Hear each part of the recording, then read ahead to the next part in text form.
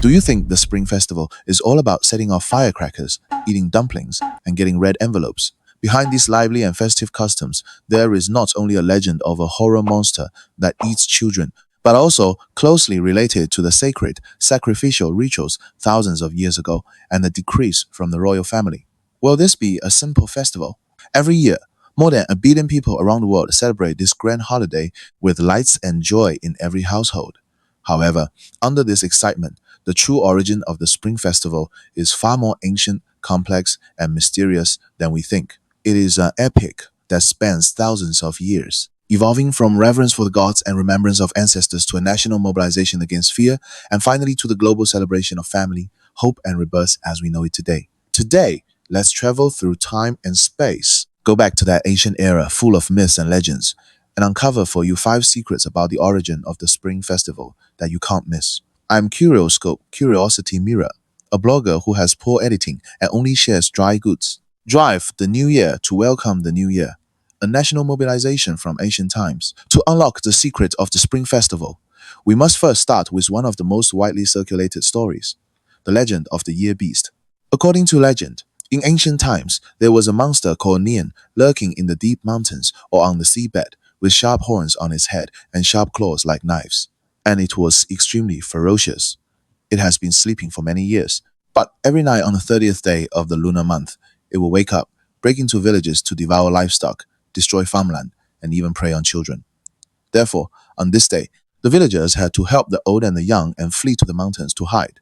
This day is regarded as a life and death difficulty called New Year's Pass. I don't know how many years such days lasted, until one year on Chinese New Year's Eve, a gray-haired, begging old man came to the village. While everyone was busy taking refuge, only one kind mother-in-law gave him some food and advised him to hurry up the mountain. The old man smiled and said, "If you can let me stay at your house for one night, I promise to drive the New Year beast away." The half-convinced mother-in-law finally went up the mountain alone, and the old man stayed. In the middle of the night, the year beast arrived as scheduled. When it was about to go on a killing spree as usual, they found that the mother-in-law's home in the east of the village was very different from before. Bright red paper was pasted on the door, and the house was brightly lit. The year beast roared angrily and pounced towards the house. At this moment, there was a sudden crackling explosion sound in the yard, which frightened the year beast and did not dare to approach it again. It turned out that the year beast was most afraid of 3 things: red, fire, and loud noises. The next day, when the villagers returned to the village, they found that the village was safe and lit, and they suddenly realized. Since then, every year on Chinese New Year's Eve, every household no longer runs away. They learned from the old man's method and pasted red paper on the door. This is the prototype of the Spring Festival couplets, and the word fu, light up the lights at home and stay up all night. This is the origin of keeping the new year. And light the bamboo joints to make a loud noise. This is the predecessor of firecrackers. When the sun rises on a new day, people will put on new clothes, walk out of the house, congratulate each other on congratulations, celebrate that they have once again overcome their fears and ushered in the new year safely. Chinese New Year has since had the meaning of victory in overcoming difficulties. This legend vividly unlocks the secrets behind many of today's Spring Festival customs. Of course, modern scholars have verified that the complete story of the year beast was probably finally sorted out and formed during the Republic of China, and it is more like a folk summary and explanation of various ancient exorcism customs. So, does the origin of the Spring Festival come from a legend, or is there something else? Secret 1. From the Wax Festival to the Spring Festival, the true source of the festival. Although the legend of the New Year beast is widely circulated, the real source of the Spring Festival is much older and more solemn than this story. Academics generally believe that the oldest prototype of the Spring Festival can be traced back to the Shang Dynasty 3,000 or 4,000 years ago. A year-end sacrifice activity known as the Wax Festival. The word La had the meaning of saying goodbye to the old and welcoming the new in ancient times. The La Festival is a grand ceremony held after a year of farming to thank the gods and ancestors for their blessings and to pray for good weather and a bountiful harvest in the coming year. In that agricultural-oriented era, people would take out the best harvest of the year, including grain and game, as sacrifices to the gods and ancestors of heaven and earth. This is first and foremost a thanksgiving ceremony with the participation of the whole people. The word year in the oracle bone inscription depicts the image of a person carrying a heavy grain, which originally means the grain is ripe and the harvest is bumper.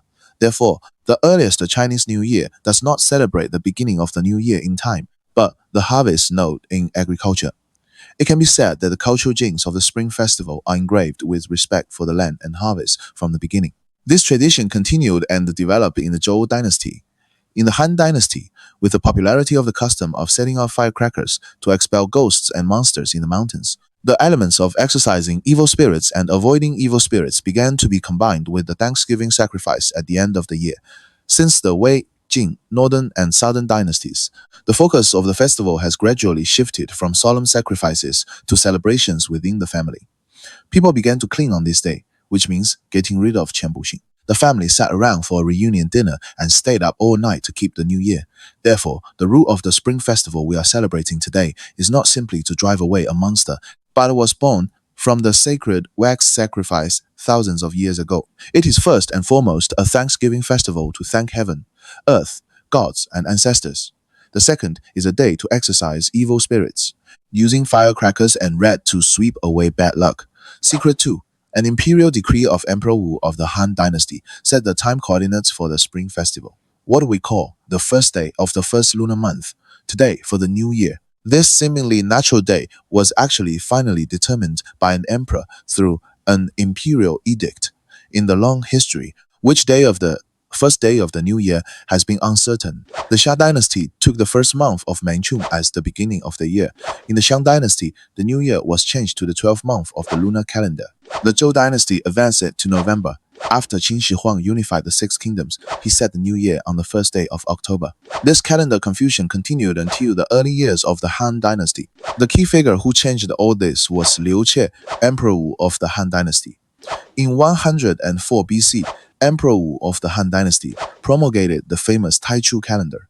After the precise calculations of Sima Qian and others, this calendar was re-established as the basis of the summer calendar and officially stipulated that the first day of the first lunar month was the beginning of the year, called New Year's Day. Since then, although the Chinese calendar has undergone many fine-tuning in later generations, the first day of the first lunar month as the core rule of the new year has been basically used by all dynasties and has not changed for more than 2,000 years. This reform of Emperor Wu of the Han dynasty not only unified the starting point of time, but also fixed this festival at the national level. The imperial court will hold a grand New Year's Day court meeting on the first day of the first lunar month, and the emperor will accept the worship of the 100 officials. Driven by the royal family, the people also carried out activities such as worshipping ancestors on this day, making it gradually an important national festival. Interestingly, the name Spring Festival actually appeared very late. In ancient times, this festival was long called New Year's Day, or New Year's Day. It was not until 1914 that the government of the Republic of China set January 1 of the Gregorian calendar as New Year's Day in order to promote the Gregorian calendar and in order to distinguish it. The first day of the first lunar month was officially named Spring Festival, and it was finally officially established after 1949 and is still used today. Secret 3. From awe to warmth. The thousand-year evolution of ancestor worship. What is the core of the Spring Festival? Many people will answer, home and reunion. That's right, the warmth of the Chinese New Year's Eve dinner, the companionship of the New Year, and the blessings of the New Year's greetings all revolve around the family. But this has not been the case since ancient times. In the early form of the Spring Festival, it was more of a solemn sacrifice and reverence for ancestors. The source of the Spring Festival is the wax sacrifice in the Xiang and Zhou dynasties. And ancestor worship is the most core and sacred part of the whole ceremony. The ancients believed that all things are based on heaven, and the people are based on ancestors, and the ancestors are the source and patron saint of family blood. Therefore, at the end of the year, people must report the harvest of the year to their ancestors, thanking them for their blessings. The whole process is full of serious rituals, and the core is repayment and prayer, emphasizing respect and obligation. This trend continued until the Wei, Jin, Northern, and Southern dynasties. And with the changes in social culture, the center of gravity of the festival began to shift. War and turmoil have made people cherish the peace and reunion of their families more, and the entertainment and family attributes of the Spring Festival have gradually increased. By the Tang and Song dynasties, the Spring Festival had developed into a secular and entertaining national holiday.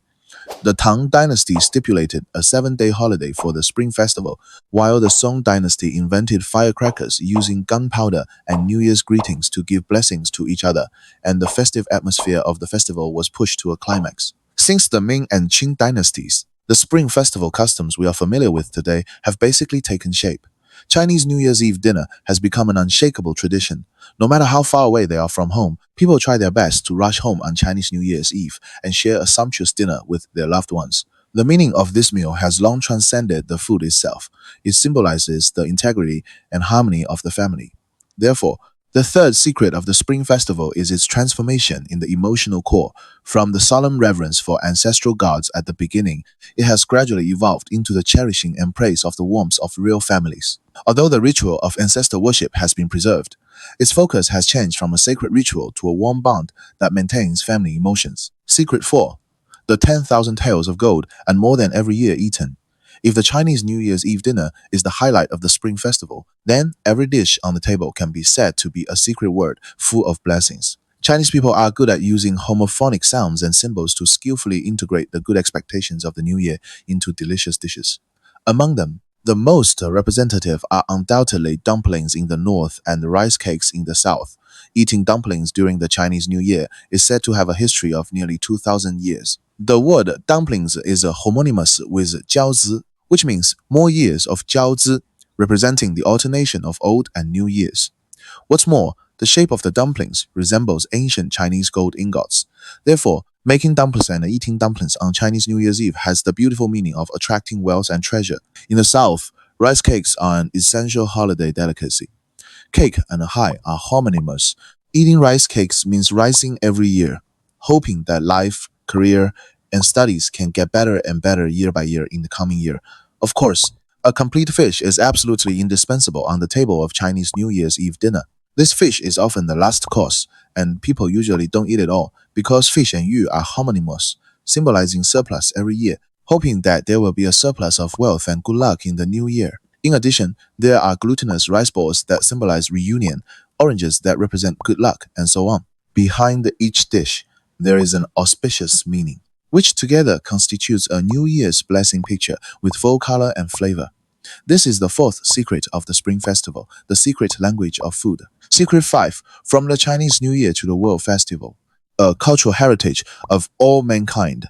The Spring Festival, a festival originating from China's ancient farming civilization, has now crossed national borders and become a global cultural phenomenon. As the footsteps of the Chinese spread all over the world, the customs of the Spring Festival were also brought to various places. Today, more than 10 countries and regions around the world have designated the Spring Festival as a legal holiday, and the population celebrating the Spring Festival in different forms accounts for about 1/5 of the world's total population.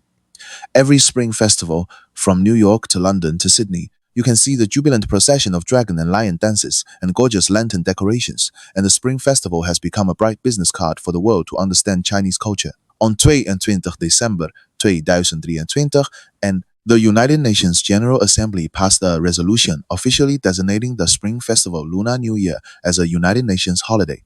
Immediately afterwards, on the 4th of December 2024, at the 19th Ordinary Session of the UNESCO Intergovernmental Committee for the Safeguarding of the Intangible Cultural Heritage, held in Asunción, the capital of Paraguay, Spring Festival, Chinese social practice of celebrating the traditional New Year, was officially included in the representative list of the intangible cultural heritage of humanity. This means that the core values of the Spring Festival, such as farewell to the old and the new, family reunion, and social harmony, have been recognized by the world. It no longer belongs only to China, but has become the common cultural wealth of all mankind and an important part of the world's cultural diversity. So, the last secret is that the festival you are celebrating is already an officially certified World Heritage Site. It not only carries the historical memory of a nation for thousands of years, but also reflects the common pursuit of family, harmony, and hope of all mankind. The next time you sit around with your family, you can be proud to know that you are participating in and passing on a precious culture that belongs to the whole world. From the solemn sacrifice of exorcising evil spirits and avoiding evil spirits in ancient times to the beginning of the calendar year established by Emperor Wu of the Han Dynasty, from the Wei, Jing, Northern and Southern dynasties to the carnival of the whole people in the Tang and Song dynasties, today it has become an intangible cultural heritage of all mankind recognized by the United Nations. The Spring Festival, a long river of history spanning more than 3,000 years, combines mythology, history, faith, and warmth, and finally merges into the modern wave of globalization. It begins with fear of the unknown and gratitude for the harvest, but the final destination is always home. No matter how customs change and how innovative the celebration methods are, the core of the Spring Festival is always the expectation of reunion and hope for a better year in the coming year. These five secrets are just a few fragments of the long history of the Spring Festival, but they tell us that every tradition we celebrate has a deep cultural imprint and a moving story behind it. So, what other interesting customs or trivia do you know about the Spring Festival? Let me know in the comment section below. If you like this content, don't forget to like and share it.